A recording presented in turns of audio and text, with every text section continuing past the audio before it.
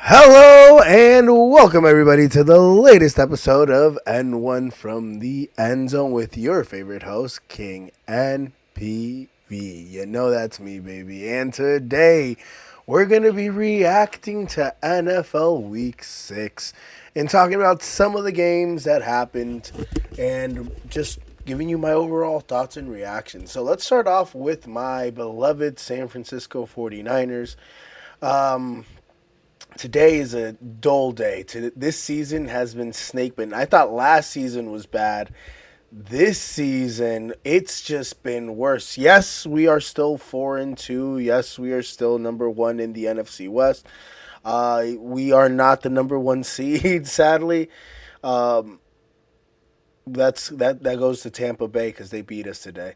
However, we lost Fred Warner, our leader on the defense, our leader in the locker room, a pivotal piece to the 49ers organization, one of the foundational pieces. It was bad enough that we lost Nick very early on in the season, but not, to lose Fred, that the pressure that he brings, the experience, the confidence, it's just a devastating injury. It's a devastating loss, and I don't know how we're going to recover from this. I think we either have to make a couple of moves and risk trying to go all in a season where it just seems like it's destined to be a disaster no matter what it is that we do, or just do our best with what we have. Let the young talent, let the core, let the new core, which is Renardo Green, which is obviously Deommodore Lenoir.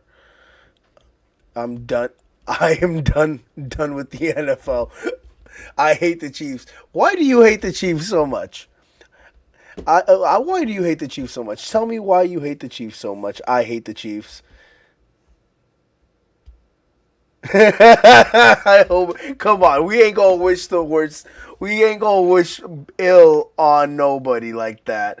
Baker Mayfield was out there cooking. Let's be honest. All right, Baker Mayfield was out there cooking, even with the amount of injuries that he's been dealing with. Because he ain't got Godwin out there. He ain't got Mike Evans out there. He lost Ibuka today out there. He was throwing a Sterling Shepard, and our secondary, man, I don't know. I know Malik Mustafa was coming back, but I think I'm going to just be honest. The loss of Fred Warner devastated that defense because our secondary still played decently well, and we couldn't do anything. Hey, I was so confident that we were going to win today. There was no doubt in my mind that we were going to lose to Tampa Bay. We are not done with our Niners. We are faithful till the end. Fuck the end. Watch, next year we're going to be fine. The only reason why I'm saying next year is because we have a lot of young pieces that are still developing, that have been there 2-3 years. We will be back next year. I would have wanted us to fucking compete this year and make it to the Super Bowl because it's going to be in Santa Clara. But it will be okay. We will be okay. Chill. We will be fine. Tampa Bay this year, Baker Mayfield is having an MVP caliber season. Screw. Have you seen the Niners win a Super Bowl in your lifetime? Man, he really hates I hate the Chiefs. You hate the NFL, man. You should be hating the. You should be blessed that we're in the NFC West because the other teams in our conference in our division are just atrocious at times. We are still the Rams daddies, but no. Let's get back to on topic. Baker Mayfield, tremendous game. Mac Jones is starting to play. I don't know he threw 2 interceptions. He still threw for 347 yards, and honestly, if he wasn't injured, I think he would have had a better performance, and we would have probably been able to drive and win that game at the end. You can see Mac Jones out there dealing with an oblique and dealing with a lot of issues. But when he is healthy and he's been able to stay upright, and our offensive line is ass. Trent Williams, please retire. I love you so much. You've been great for so many years. Today was not your day. Dominic Pooney looked atrocious. Our entire offensive line got pushed around today, and it did not help Mac Jones at all. At all. We've been having issues with our O line for the last 4 or 5 years. We haven't had a good offensive line since before, I think, since Jimmy's, I think, first year when that offensive line was semi decently built. But since then, it hasn't been good. And Trent is getting older. We got pushed around. We're not able to protect our quarterback. How are we expecting to put Brock Purdy back there next week if he's healthy and Mac Jones has to sit out, right? Realistically, I think Brock should sit out at least a week or two more. Let Mac Jones go out there if he's healthy enough to play next week. Because it is the Atlanta Falcons. Let Brock get close to 100% and then let him come back and cook with Brandon, with Kittle, with Juwan hopefully a little bit more healthy, with Sticky Ricky Pearsall, with the guys that he's been developing chemistry in the offseason with, who they're chomping at the bit to get back. Offensively, we are getting pieces back offensively. Will they be able to stay healthy? Hopefully, and God, knock on wood. Where's the wood? I'm going to knock on wood right now. If those guys get healthy, and then we lose CMC. This season is snake bitten. I think we need to cut back on CMC's touches. That's my honest opinion. We have Robinson for a reason. We gave up, I think, a 5th or a 6th round pick for him. Split the carries, 60-40, 70-30. Let him get in the game. Let him take some of that workload off CMC and let him really be a threat. Get him going. We are depleted offensively. We might as well use what we have other than just overusing CMC because that's getting really old really quickly.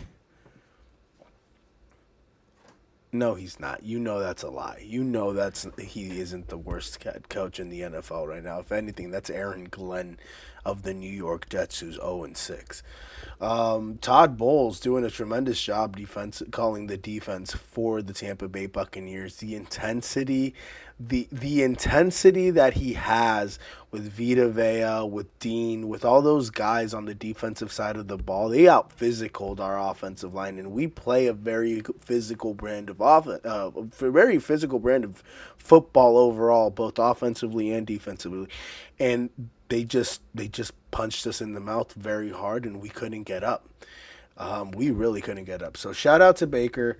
Rashid White having a resurgence because we know he was dealing with a lot of fumbling issues in his career, and he's managed to stay on Tampa. And right now with Bucky Irving being out, they've been going to him, and he's been having a tremendous performance. So shout out to Rashid White, and same to Kendrick Bourne. I think next week when we face Atlanta, we should be able. I think we're going to beat Atlanta. I'm not stressing about the next game. We should be able to beat Atlanta. We just need players like D. Winters and hopefully Tatum Bethune to start meshing well together, establish that chemistry. Maybe Michael Williams steps up. Remember, I think D. Winters, this is either his third or second year. I think he was on the team last year. Same with Bethune. This is his second year. Malik, this is his second year. Jair Brown, I think this is his third or fourth year. Green, this is his second year. Upton Stout, this is his rookie year. Ronaldo Green, this is his fourth or fifth year. Guys, our defense is so young right now, and they're playing really well under Bob Saleh. I'm just saying, when Fred and Nicky come back next year, and if we can add a couple pieces to that defensive line, Alfred Collins is playing out of his mind. So Niners are going to be fine. Offensively, I think Brock just needs to dial it back a little bit and just let his weapons do more. Buccaneers, if Baker continues to play like this, as long as they have that defense playing the way that it's playing, Baker, you can put a lawn chair, myself, and my business partner Alex out there, and Baker's gonna find a way to fucking win that football game. Baker is playing out of his mind, and we have to acknowledge that. He has an organization, a coach, he has everything behind him, and that's what Cleveland never gave him, and that's why Baker this year is playing lights out. So good for fucking Baker Mayfield. Moving on to the Kansas City Chiefs smacking the Detroit Lions. What was it? 30-17. Hollywood Brown, ladies and gentlemen, having a ball game. Travis Kelce being clutch like he's supposed to be. Being just 6 targets, 78 receptions, 78 receiving yards, no touchdowns, but he was clutch when he needed to be clutch, getting first downs when he needed to get first downs. The only reason why I'm so juiced is because I got both Hollywood Brown and Travis Kelce on my fantasy team, and those motherfuckers put up points, so I can't really complain. Patrick doing what Patrick Mahomes does. I'll be honest, I thought this game was going to be a shootout somewhere between 40 to 50 points. We should call Kyle Shanahan a worst NFL. No. That there are so many other head coaches. What was his name? Adam Gase. Adam Gase, the former New York Jets head coach, is one of the worst head coaches in NFL history. That he is horrible. Kyle has not had a elite caliber 6 foot tall. No, Brock is 6'1", but like I'm talking about 6'5", athletic, mobile, with this gun of an arm like Josh Allen or even like Drake May, like he or a Lamar Jackson or a Patrick Mahomes or a Matt Stafford, even a Jared Goff. He hasn't had that. He's had Jimmy Garoppolo, who's right now the Rams backup. He has Brock Purdy, who is Mr. Irrelevant, who right now I think he's trying to do a little bit too much when he goes out there to play. I just think he's in his head. He still thinks he has some stuff to prove. And right now, with the way Mac Jones is playing, Mac Jones looks like he should be the starter over Brock right now, even though he did throw 2 interceptions. It's more a testament to Mac being hurt. And again, and we also drafted Trey Lance. We wasted a draft pick. Come on. Let's be honest. But back to the Kansas City Chiefs versus Detroit. Detroit's healthy. Detroit is healthy on both sides of the ball. Maybe they're dealing with the few offensive line injuries, but their weapons, Laporta, Jamison Williams, Amara St. Brown, they're the most important piece, Jared Goff, Montgomery and Gibbs, their offensive pieces are healthy. Defensively, Aiden Hutchinson, the most important piece, is healthy. Like they for the most part, they should be rolling. And this week against the Chiefs, who have a tremendous defense, it's just little things here and there. They're just super young. They're learning and they're developing. Like Xavier Worthy. Rashee Rice is still not back yet, but Hollywood Brown, Juju Smith-Schuster, like they got a deep receiving core, in my honest opinion, and Patrick Mahomes is doing what Patrick Mahomes does. I know I should hate the Chiefs. They've taken 2 Super Bowls away from my team, but you have to acknowledge greatness, and right now the Chiefs they're finding ways to beat top teams and they're finding dumb ways to lose games, but they're still learning and they're developing. Uh, I'm also excited because the Chiefs beat an NFC rival, right? So that works for my Niners in the seeding on the final playoff positioning.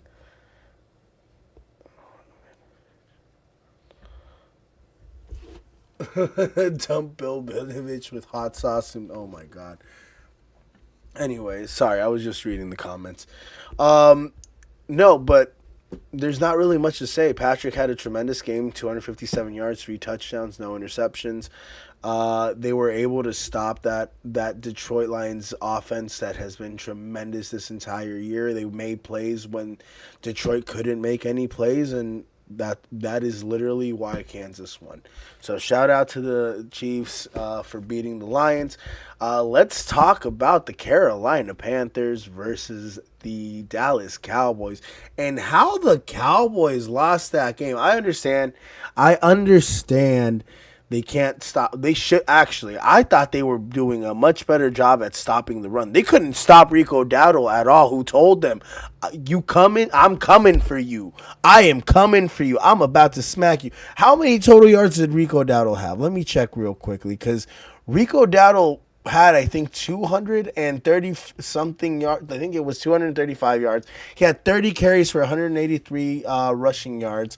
And then he had 4 catches for 56 yards plus a touchdown. So total he had, I think, 243 yards of total offense. Rico Dowdle told them, "I'm coming for you." He was upset that he didn't get his extension, and they weren't giving him his extension because they apparently were going to re-sign Micah, and that never happened. So he went out there and he balled out. And they made it a point too.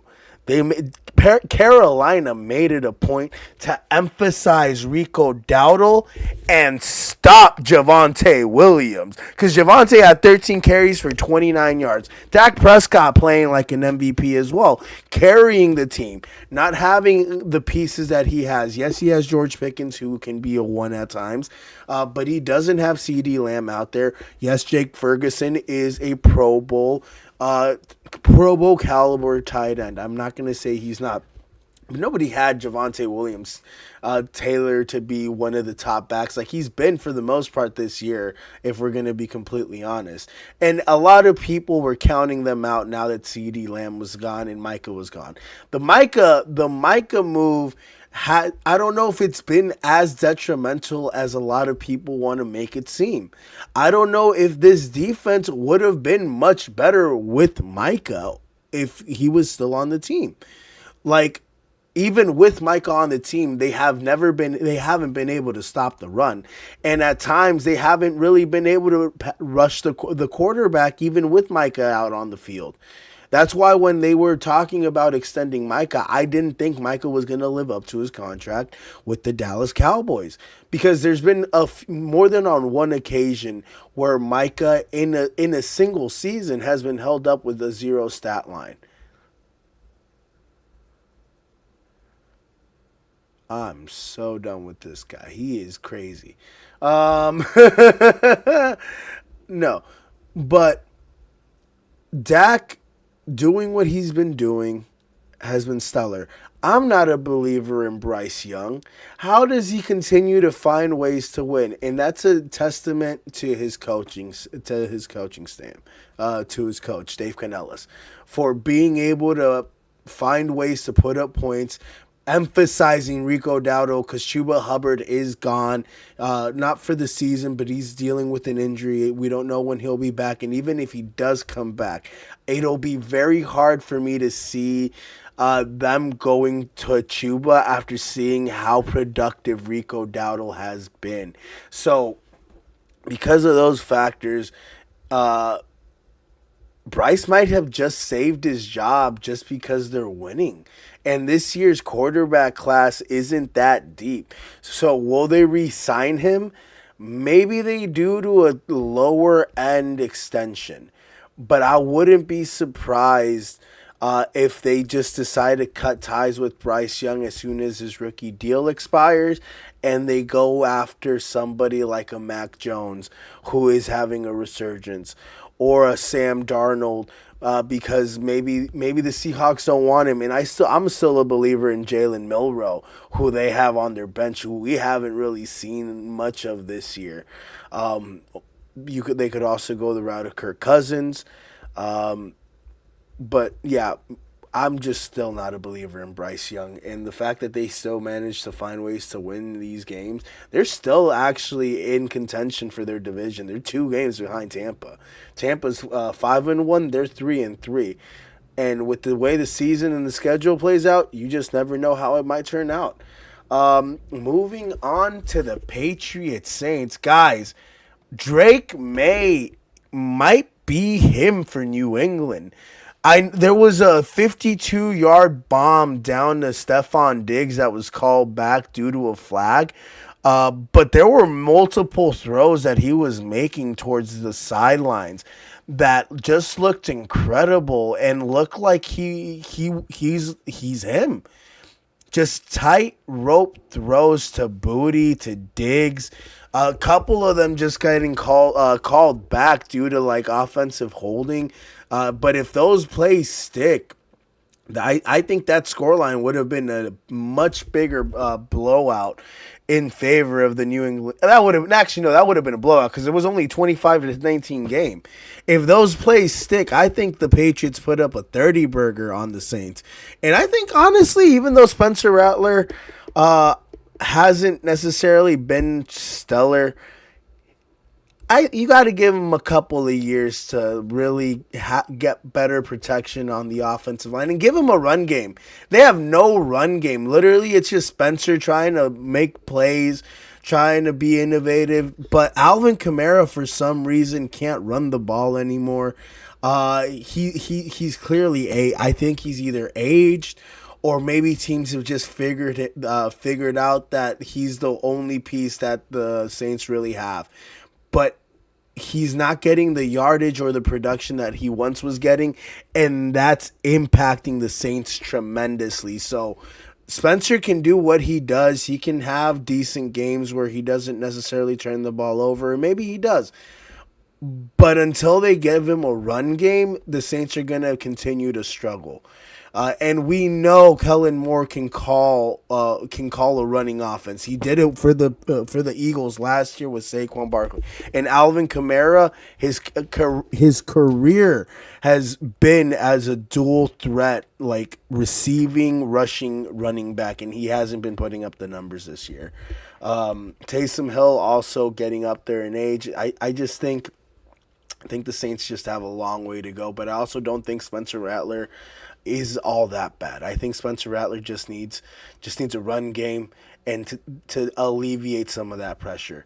Patriots, they need to draft a running back. Antonio Gibbs right now is injured, or they need help at the running back position. Ramondre Stevenson, in my honest opinion, he is more of a liability than he is a weapon that you can rely on frequently. He has fumbling issues. He's also doesn't necessarily find the hole that often and doesn't necessarily break off big runs. And that puts a lot more pressure on your second-year quarterback to make plays like he was making today. However, when your offensive line, when your team gets flagged on plays that take away from those big plays, then it's a little bit of a coaching issue, and we need to have a much more established run game in order to get to where they ultimately need to get. But shout out to Drake May having a tremendous game, 18-26, 3 touchdowns, 261 yards. The last couple games that we're going to be covering. First, we're going to be covering the Miami Dolphins versus the Los Angeles Chargers game. That game was ultimate. Ooh, man, Niner fan here lost the most important player in our off. Yeah, we did. Bro, so my hat, bang, bang for life, baby. I'm a Niner fan for life. The first game I covered today was the Niners versus Tampa Bay game. and the detriment and how devastating that was to the team. However, with how young our defense is, Alfred Collins, Mikal Williams, who else? Jair Brown, Malik Mustafa, Renardo Green. This is his second year. Upton Stout. This is his rookie year. I think we got Pringle, or is it Pringle or Single? I think no, Siegel, who he's reports have been coming out that he's going to be a crucial piece in that secondary. D Winters, I think this is either his first or second year. Defensively, they're going to be fine once Bosa and Fred come back next year. I am very excited about the defense. Offensively, we're getting our pieces back. We're getting Ayuk, we're getting Kittle, we're getting Ricky, and we're getting Brock back. We lost this game mainly because Mac Jones was dealing with a lot of injuries, and you could see he was dealing with it the entire game, and our offensive line was not protecting anybody out there. So we need to get we need to get offensive linemen. We need to draft guards and centers and tackle. We need to draft every single position on the offensive line. Pooney today did not have the greatest of games, but he is one of the future pieces of that O-line. Trent, he's up there. He's up there in age. He's getting old. We need to draft a left tackle or a right tackle, or they're ultimately going to move Pooney to tackle because Pooney played tackle in college. But we need a center, we need a guard, and we just need every single position on the O-line. We have no depth. But no, back to the Chargers and Dolphins game. Sorry, when you talk about my Niners, I go into my tangent because I love my Niners, and it hurts. This season has hurt me. Oh man, but no, Chargers holding on to a 2-point victory over the Miami Dolphins, who the vibes this year have been completely off. Their defense, they made a couple moves. They got Minkah Fitzpatrick out there. They got Bradley Chubb out there. But the vibes in Miami have just felt off this entire year. Maybe it's the whole Tyreek Hill situation and how they played last year and the drama and it just carrying over this year. But it just feels weird. Mike McDaniels does not have the same swagger or confidence that he once had. And it's sad because I think Mike McDaniels is a good head coach. I think Tua is not necessarily a top 10. Maybe he is a top 15 quarterback in this league. He plays like it at times. However, he is injury prone. There is that issue that he's had with his concussions, where one year he had like 3 or 4, and granted he hasn't had one this year or in a while, but you just never know. Another concussion could take him out maybe a whole month. Like, I'm sorry for laughing, but that's kind of the case. Justin Herbert, after going back-to-back losses, was able to have a tremendous game. He didn't turn the ball over. He threw 264 yards, 2 touchdowns, no picks. He was sacked once. Even with the loss of Joe Alt and Rashawn Slater this year, that offensive line has, at least in this game, after the last couple of games, after losing Joe Alt, I think it was Joe Alt that he lost recently, they were finally able to protect him, finally able to give him some time, and they were able to run the ball. They were able to execute on both. They were able to execute the pass and the run game, like they haven't been able to do in the last couple of weeks. They haven't, with Omari and Hampton going out last week. It was a detriment because Hampton finally started coming on after Najee Harris went out with an injury. And then after losing Omari and Hampton and then losing Joe Alt, they were reeling for a minute because they couldn't run the ball and they couldn't protect Justin Herbert. Now after a couple of weeks, they've been able to make some minor adjustments because they still have they have talent, they have depth and talent at their receiving core with Quentin Johnston. They have Keenan Allen back, Ladd McConkey. They have pieces, but they just need to give Herbert time. And that's something that they were able to do against a Miami Dolphins defense that doesn't necessarily put a lot of pressure on their quarterback. Dolphins finally being able to run the ball with Devin Achane, being able to break free a couple of big runs, but just wasn't enough to overcome that Charger defense. That Charger defense is real. They're missing a couple pieces, but that Chargers defense is real. They were able to put pressure on Tua, only allowing him to throw for 205 yards. He got sacked twice, but they were on his ass the entire game. That's why Devin Achane was able to break out a couple of big runs, just because of the lack of pressure. Actually, yeah, because they were neutralizing Tua, and they were just making them just run the ball. And if it comes down to it, you know Mike McDaniel likes to be crafty, likes to design plays that will expose a defense, and he wasn't able to do that against the Chargers. Chargers were just out physicaling the Dolphins, which I think was funny. Last game that we're going to be covering is the Seattle Seahawks versus Jacksonville game. Now, hold on here. There we go. Trevor Lawrence, my friend, what happened?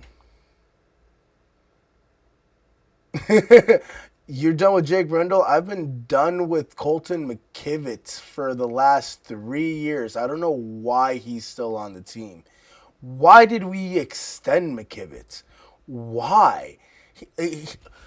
Extending McKivitz makes no sense to me. It made no sense to it's similar to going into the season with Jake Moody as our kicker. Extending Colton McKivitz. That's my thoughts on that. I'm sorry. Just being completely honest with you. Sam Darnold. Sorry. Going back to the Seahawks versus Jacksonville game. Sam Darnold having a game using his weapons. Jackson Smith, Nick Jigba having a fucking career year. And it kind of pains me because it's a division rival, right? I'm over here hoping Jacksonville with Trevor Lawrence is going to be able to muster out a victory against these Seahawks. But Tom McDonald, their head coach, who can call up and dial up a defense like no other. Maybe not against my Niners, but against others this season, he's been doing a phenomenal job. And Sam Darnold this year, the way that he's been playing at times, lights out. He only completed 16 passes today on 27 attempts. You know how many yards he threw for? 295 yards and 2 touchdowns with no picks. Sacked once. Sam Darnold, you're welcome. Because you know what you did last year, a couple years ago? You went to the 49ers school for quarterback rehabilitation. Then you know what happened? You got promoted to be the starter in Minnesota, got to learn from Kevin O'Connell, and now you are a quarterback that maybe you're in the top 15. You're playing like a top 10 elite quarterback in the league right now, and that's crazy. Because both Sam and Baker, guys, we thought their careers were done. I didn't see this from Sam Darnold ever. And he's killing it. Kenneth Walker, no run game. Seattle has not been able to run the ball. They have 26 carries, 60 rushing yards, 2.3 yards a carry. They are relying on Sam Darnold's arm to get them to where they need to be. And guys, can we just admit Jacksonville, Trevor Lawrence, he's not the guy that everybody projected him to be. I understand they're 4-2 right now, but they're 4-2 because their defense is tremendous. They only allowed Sam Darnold and the Seattle Seahawks to score 20 points. Jacksonville should have scored more than 12 fucking points. He should have at least scored 3 or 4 touchdowns, in my honest opinion. And they held Sam Darnold in that offense to 20 points. And that offense has been stellar the last couple of weeks. He only completed 16 passes, but those 16 passes went for 295. Jackson Smith-Njigba, guys, he's going crazy.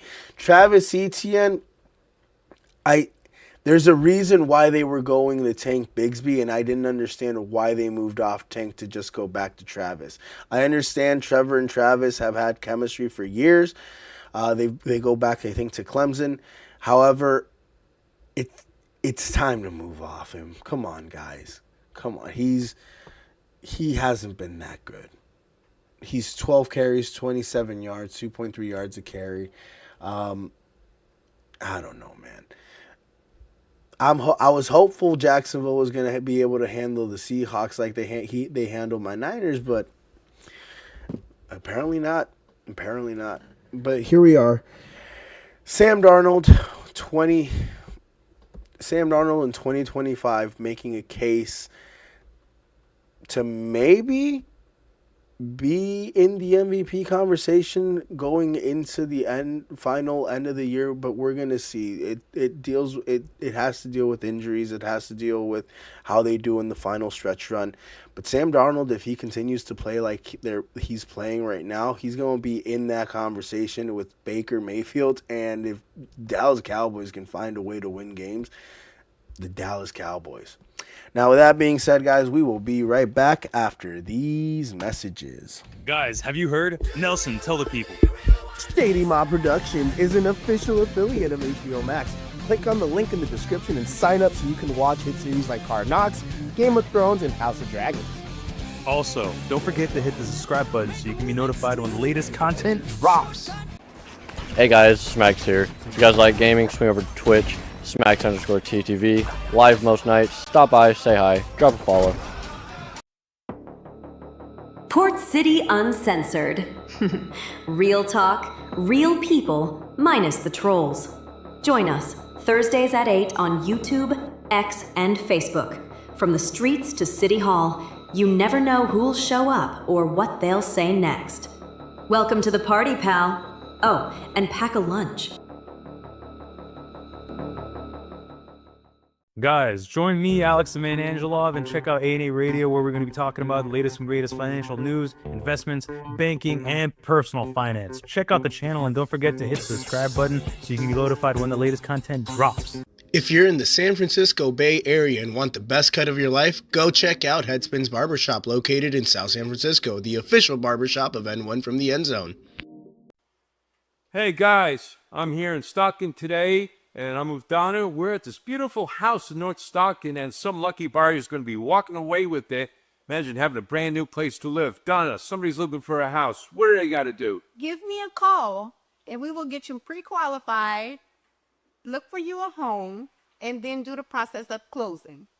All right, and to get this ball rolling, I know they got to talk to you. How do we get hold of you? At 209-301-5193 or at dgames@pmc.com.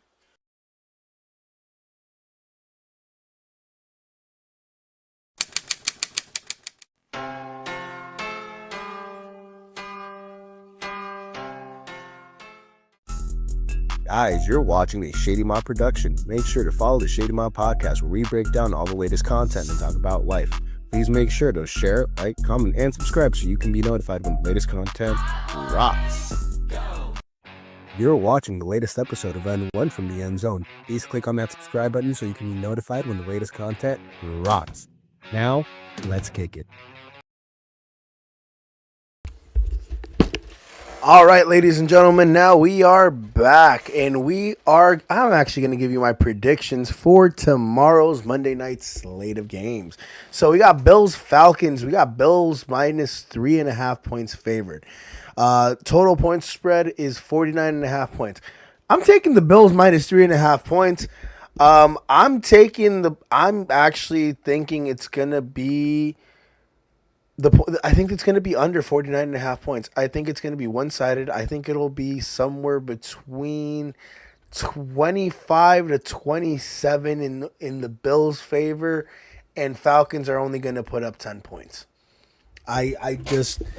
Michael Penix still developing. I understand Kyle Pitts is having a breakout, not necessarily a breakout year, but they're flowing right now.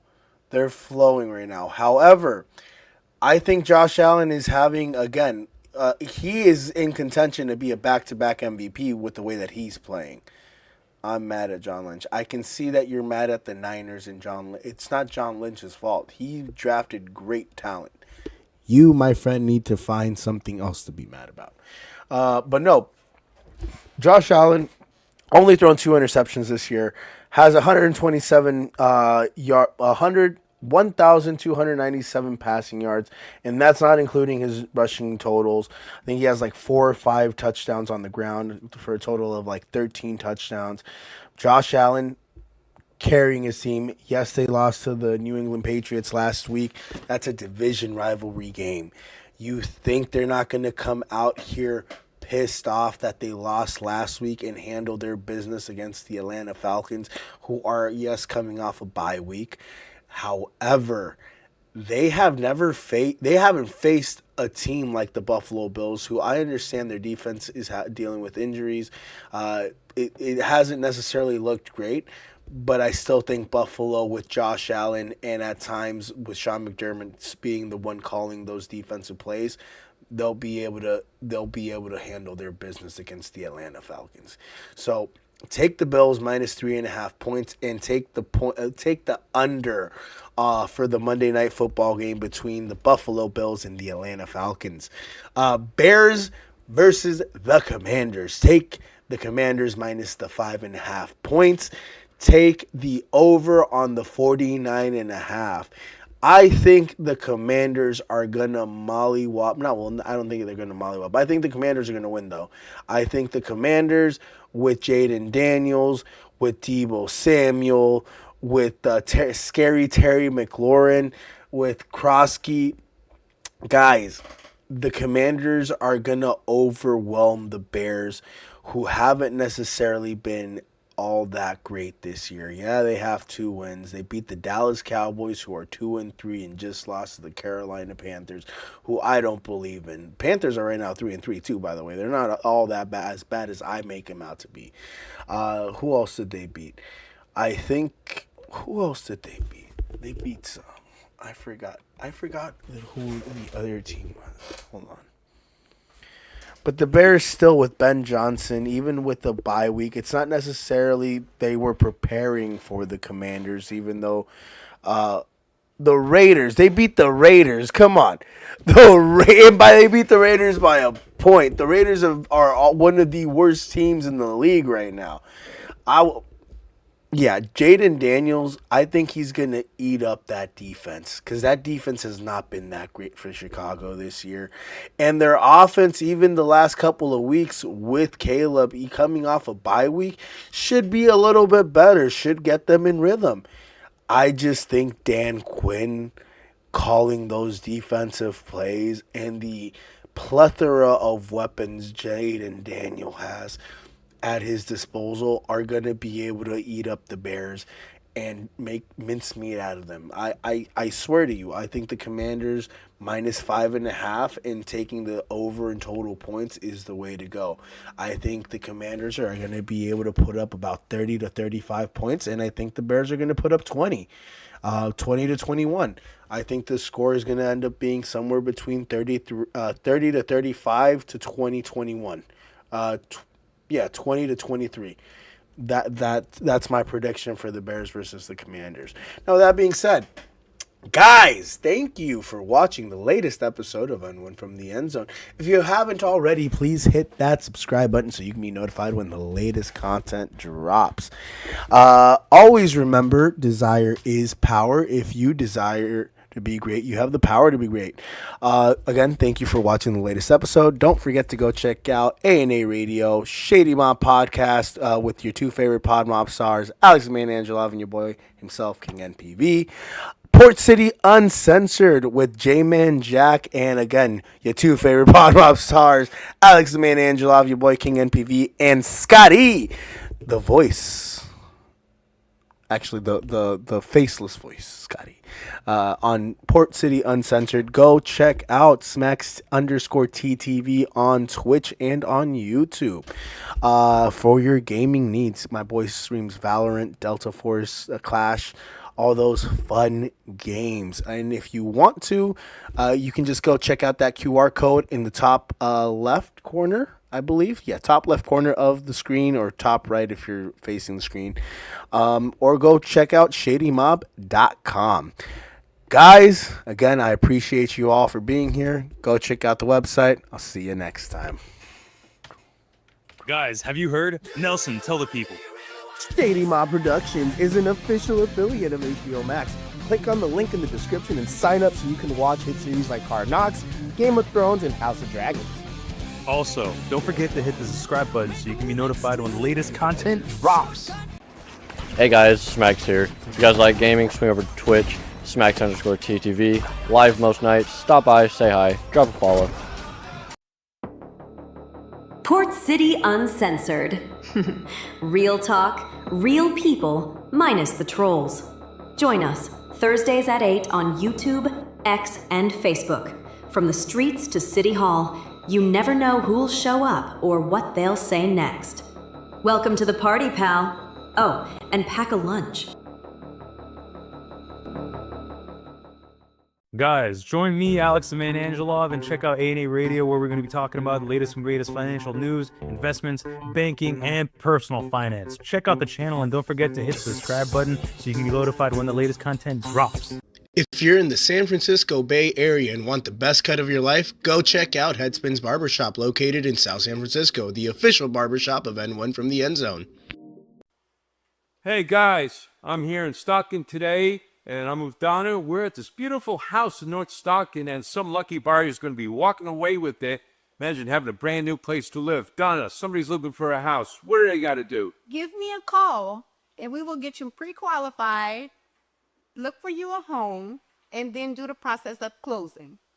All right, and to get this ball rolling, I know they got to talk to you. How do we get a hold of you? At 209-301-5193 or at dgaines@pmc.com.